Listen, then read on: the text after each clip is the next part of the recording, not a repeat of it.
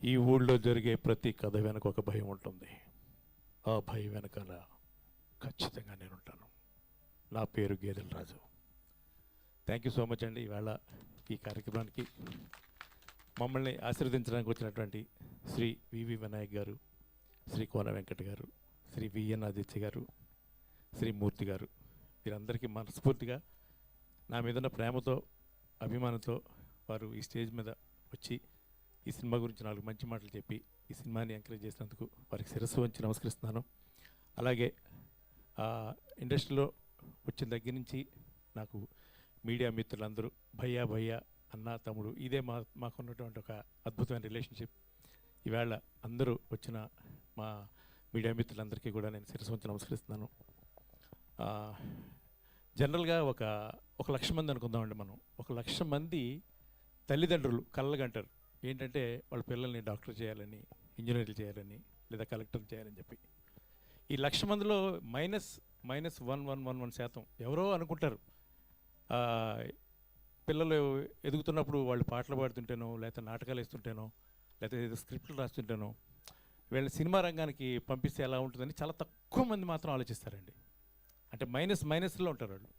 ఎందుకంటే ఇక్కడికి వస్తే ఈ జీవితం ఏమవుతుందో ఎవరికి తెలియదు, ఏం జరుగుతుందో కూడా తెలియదు. ప్రతి శుక్రవారం ఇక్కడ ఒక భవిష్యత్తు మారిపోతూ ఉంటుంది. వెళ్ళొచ్చు, మళ్ళీ అదే వెళ్ళింది మళ్ళీ ఇంకో శుక్రవారం పడిపోవచ్చు. ఎప్పటికప్పుడే ఇక్కడ అన్నీ కూడా అంటారు ఏ రోజుకి ఆ రోజు వెంకటలక్ష్మి అన్నట్టు ఉంటుంది పరిస్థితి. అండ్ ఇంకోటి ఏంటంటే నాకు చిన్నప్పుడు మా నాన్నగారు గుండెలపై పడుకోబెట్టుకుని నాకుతో కొన్ని భగవద్గీత శ్లోకాలు బట్టి పట్టించేవారు. ఫస్ట్ నుంచి కూడా ఆయన బట్టి పట్టించిన శ్లోకాల్లో ఒక శ్లోకం నాకు చాలా ఇష్టం. హతోవా ప్రాప్తసే స్వర్గం జిత్వా వా భోక్షసే మహిం తస్మాదుత్తిష్ట కౌంతేయ యుద్ధాయ కృతనిశ్చయ. అంటే మనం ఒక కురుక్షేత్రం అనే జీవితం అనే ఒక కురుక్షేత్రం పుడుతున్నాం మనందరం కూడా. ఇక్కడ ప్రతిరోజు మనం యుద్ధం చేయాల్సిందే. గెలిచామనుకోండి రాజభోగం, ఓడిపోతే వేరే స్వర్గం. ఇంతే, ఇవి రెండు ఉంటాయి మన లైఫ్లో కూడా.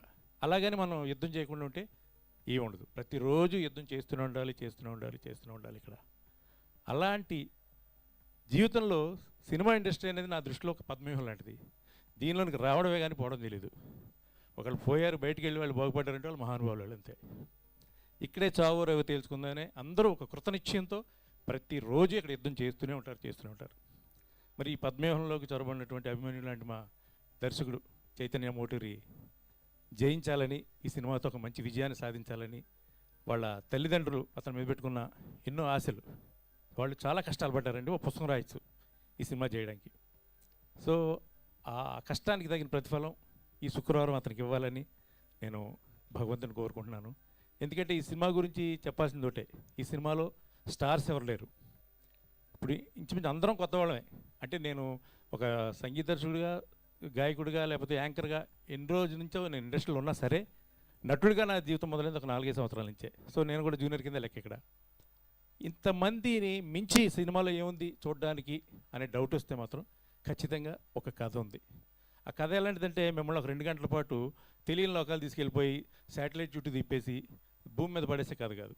ఒక కాకినాడ అనే పట్టణంలో కొన్ని పాత్రలు, అంటే మన నిత్యం మనం ఉండే టౌన్లో, అందరూ కాకినాడలో వాళ్ళు కాదు, ఎవరైతే వాళ్ళ టౌన్ ఒక రియాలిటీని చూస్తుంటారో ఆ టౌన్లో ఒక రౌడీ షీట్ ఉంటాడు. ఆ రౌడీ షీట్కి రిలేటెడ్గా చాలా స్టోరీస్ ఉంటాయి. అది పొలిటికల్గా కావచ్చు, పర్సనల్గా కావచ్చు. అలాంటి కొన్ని కథల మధ్యలో ఈ గేదెల రాజు అనేవాడు ఒక సెంట్రిక్ క్యారెక్టర్. ఈ క్యారెక్టర్ చుట్టూ తిరిగే ఈ కథలతో ఈ సినిమా నడుస్తుంది. లాస్ట్ 20 నిమిషాలకు ముందు వచ్చే ఒక అత్యద్భుతమైన ట్విస్ట్. ఎంత మంచి ట్విస్ట్ అంటే సినిమా చూస్తున్న మొదటి నుంచి ప్రేక్షకుడు ఊహించిన ట్విస్ట్ అది. నేను దీన్నేమి అతిశయోక్తిగా చెప్పట్లేదు, ఎగ్జాగరేట్ చేసి చెప్పట్లేదు. ఇది ఖచ్చితంగా రేపు పొద్దున్నే సినిమా చూసినప్పుడు ఆ ఒక్క క్షణంలో అమ్మ అనే ఒక రియాక్షన్ ఖచ్చితంగా ఆడియన్స్ వస్తుంది. ఆ రియాక్షనే ఈ సినిమాని కాపాడుతుందని గాఢంగా నమ్ముతున్నాం. ఎందుకంటే ఈ సినిమా చూసిన పెద్దలందరూ చెప్పిన మాట కూడా అది. మైత్రి శశి గారు, అలాగే సీనియర్ డిస్ట్రిబ్యూటర్ శాంతయ్య గారు, మధుర శ్రీధర్ రెడ్డి గారు, ఇంకా కొంతమంది చాలామంది చూపించాం సినిమా. వాళ్ళందరూ మాట్లాడింది, వాళ్ళందరూ రియాక్ట్ అయింది సేమ్ థింగ్. అందుకే మైత్రి శశి గారు ఇవాళ ఈ సినిమాని నైజాంలో దాదాపు 100కు పైగా థియేటర్స్లో ఆయన రిలీజ్ చేస్తున్నారండి. ఈ సినిమా మీద నమ్మకంతో చాలా మంచి మాట చెప్పారు. ఎగ్జిబిటర్లు అందరూ మీ సినిమాని అడుగుతున్నారండి అని చెప్పారు నిన్న రాత్రి. అది చాలా మేము సాధించిన మొట్టమొదటి విజయంగా ఫీల్ అయ్యాం.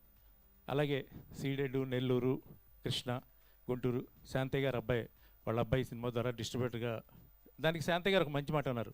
నా కొడుకుని నాకు వారసుడిగా దింపుదాం అనుకున్నాను, అతను ఒక మంచి సినిమా ద్వారా దింపాలనే అన్న ఆలోచనకి ఈ సినిమా నాకు అనిపించింది. అందుకే ఈ సినిమా ద్వారా అతను డిస్ట్రిబ్యూటర్గా దింపుతున్నారు ఆయన. చాలా థ్యాంక్స్ అండి శాంతయ్య గారు.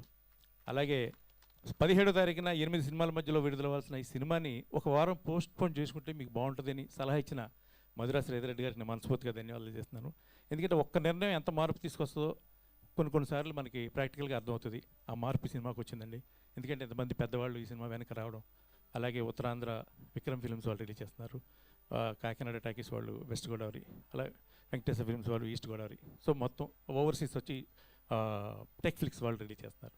సో ఈ సినిమా ఈ 24న ఈ శుక్రవారం రోజు మీ ముందుకు రాబోతుంది. మీరు అందరూ సినిమాని ఆశీర్వదించి సినిమా చూసి థియేటర్కి వచ్చి సినిమా చూసి మీరు వచ్చేది 10 మంది అయినా సరే మళ్ళీ మీరు ఆ 10 మందికి 100 మంది చెప్తారు. చాలా సినిమాలు ప్రూవ్ అయింది నచ్చితే. సో మీకు నచ్చాలని నేను మనస్ఫూర్తిగా మాకు విజయాన్ని అందించాలని భగవంతుని కోరుకుంటున్నాను. Thank you so much. Thank you అండి. Thank you sir, thank you so much. Raghu Kunche గారు మ్యూజిక్ డైరెక్టర్గా కొన్ని వందల పాటలు అందించి మన మనసుకి ఎంత దగ్గరయ్యారో, గేదెల రాజుగా నిజంగా